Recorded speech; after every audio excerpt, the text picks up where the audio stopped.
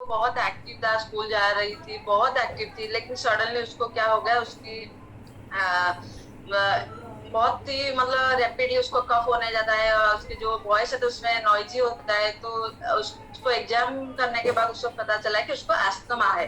ठीक है। तो ये ओनली इस ये जो बच्चे उसके बारे में स्टोरी नहीं है, हम लोग के जितने भी अभी जैसे 167 मेंबर है, हो सकता है कि भगवान करे किसी को ना हो, बट अस्थमा एक चीज है कि कॉमनली होता है, लोगों में होता है।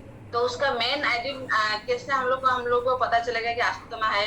जैसे ब्रीथ मतलब अगर आप कुछ वॉक कर रहे हैं या फिर सीढ़ी चढ़ रहे हैं तो ब्रीथलेस होगा, मतलब आपको ऐसे जैसे ऊपर वाला जैसे बोलते हैं ना, ऊपर वाला ब्रीदिंग ऐसे चलेगा, और आपको टायर्ड लेजीनेस फील होगा, आपको चेस्ट में टाइटनेस आएगा, कंफर्टेबल चेस्ट में नहीं होगा, चेस्ट में पेन होगा, व्हीजिंग होगा, मतलब जैसे व्हिस्लिंग टाइप ऑफ साउंड आएगा, जैसे हम लोग को कफ होता है, कोल्ड कोल्ड होता है। ये तो मेनली कभी कभी होता है, कफ कोल्ड कभी कभी होता है, बट अगर आपको कंटिन्यूअसली व्हीजिंग का आवाज आ रहा है, नॉइज आ रहा है, तो इट मीन्स कि आपको अस्थमा की टेंडेंसी है, और उसके साथ साथ कफ। ये अगर चार टाइप का कुछ भी आपको दिख रहा है तो इट मीन्स कि आपको तुरंत उसका ट्रीटमेंट कराना नेसेसरी है।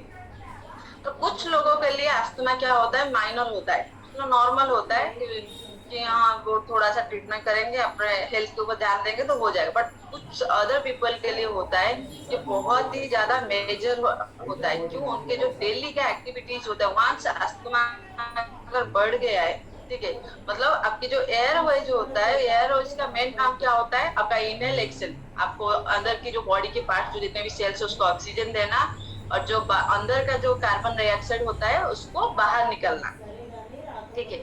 अगर स्वेलिंग हो गया तो ये सारे जो रेस्पिरेटरी सिस्टम ये नहीं प्रॉपरली काम नहीं करेगा, तो उसके बाद क्या होगा, आपको कफ होगा, या फिर आपको मतलब आपको टायर्डनेस फील होगा। तो इस वजह से क्या होगा, आपकी जो डेली का एक्टिविटीज है उसमें बहुत सारे आपको प्रॉब्लम आएगा।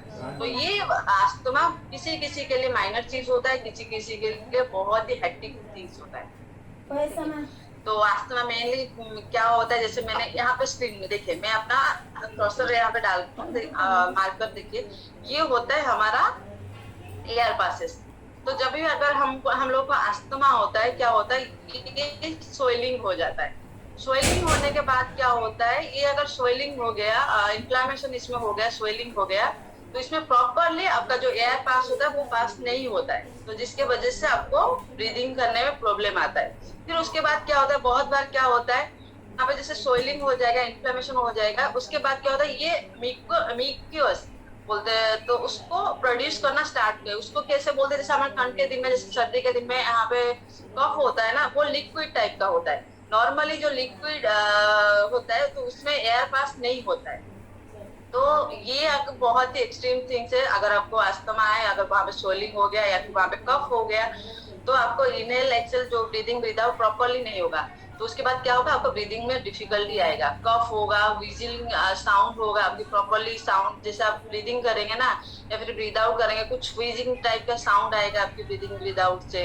आपको ब्रीद इन ब्रीदनेस जो शॉर्टनेस आएगा, मतलब प्रॉपरली जैसे नॉर्मली हम लोग ब्रीदिंग ब्रीद आउट करते हैं ना, तो वैसे आप नहीं कर पाएंगे, और चेस्ट में बहुत ज्यादा पेन आएगा। ठीक है। तो लंग्स का मेनली काम क्या होता है, प्रॉपरली जो हमारे ब्रीदिंग ब्रीद आउट करना है, इनहेल एक्सेल। ठीक है। लंग्स का मेनली फंक्शन क्या होता है, इनहेल करना और एक्सेल करना, ये जो ब्रीदिंग का होता है, हमारे जो बॉडी के पार्ट को बाहर से ऑक्सीजन देना, और अंदर का जो है वो बाहर निकालना। ठीक है। और उसके बाद क्या होगा, एयर वाइब्रेशन होगा, इट मीन्स कि आपकी जो वोकल कॉर्ड है, आपकी जो प्रॉपर साउंड है, वहां से प्रॉपरली साउंड नहीं आएगा, व्हीजिंग टाइप का, एक व्हिसिल टाइप का एक साउंड आएगा। तो उससे हम बोलते हैं अस्थमा। ठीक है। तो उस अस्थमा का 3 स्टेज नॉर्मली होता है, मेजर स्टेज होता है, इन्फ्लेमेशन एंड स्वेलिंग, जैसे मैंने बोला है, फर्स्ट थोड़ा सा स्वेलिंग होगा, इन्फ्लेमेशन होगा वहां पे। सेकेंड वन क्या होगा, स्वेलिंग टिश्यू हो जाएगा, उसमें म्यूकस जो होता है हमारा कफ भर जाएगा, और जैसे मैंने बोला है जो लिक्विड पार्ट होता है कफ, अगर वहां पे वंस डिपोजिट हो गया तो आपकी जो एयर होता है वो प्रॉपरली इन और आउट नहीं हो पाएगा। तो यहाँ पे प्रॉपरली पिक्चराइज करके भी दिखा हुआ है, देखिए हमारा ये एयर पैसेज है। ठीक है। एयर पैसेज वे, ये नॉर्मल है, स्मूथ मसल से नॉर्मल एयर वे है, इनर लेयर ये है, मिडिल लेयर ये है। ठीक है। तो ये जैसे हमारा धीरे धीरे अस्थमा बढ़ेगा, हमारा जो एयरवेज है, एयर पैसेज है, वो धीरे धीरे इन्फ्लेमेशन होगा, अगर वहां पे होगा स्वेलिंग होगा, तो ये होने के बाद यहाँ पे फूल गया, तो उसके जो मतलब एक पाइप है, ठीक है, एग्जाम्पल देना चाहूंगी, एक पाइप है जो पानी के पाइप है, अगर वहां पानी के पाइप के अंदर कुछ मैला सा या कुछ गंदा सा जम रहा है, तो पाइप जो जिसमें पानी जाएगा, उस पाइप में जितना भी हम पानी थ्रो होगा, ठीक है, स्प्रे होगा, तो उसका परसेंटेज कम हो जाएगा, और उसमें अगर मैला या गंदगी है, अगर प्रॉपरली पाइप साफ है तो पानी अच्छे से फ्लो होगा। तो वैसे ही हमारा जो एयरवेज है वैसे ही है, अगर इन्फ्लेमेशन वंस हो गया तो हमारे जो इनहेल एक्सहेल करने का जैसे हम ब्रीथिंग ब्रीद आउट करते हैं वो प्रॉपरली नहीं हो पाएगा, जिसके वजह से हमारे डेली एक्टिविटीज में भी बहुत सारे प्रॉब्लम आएगा।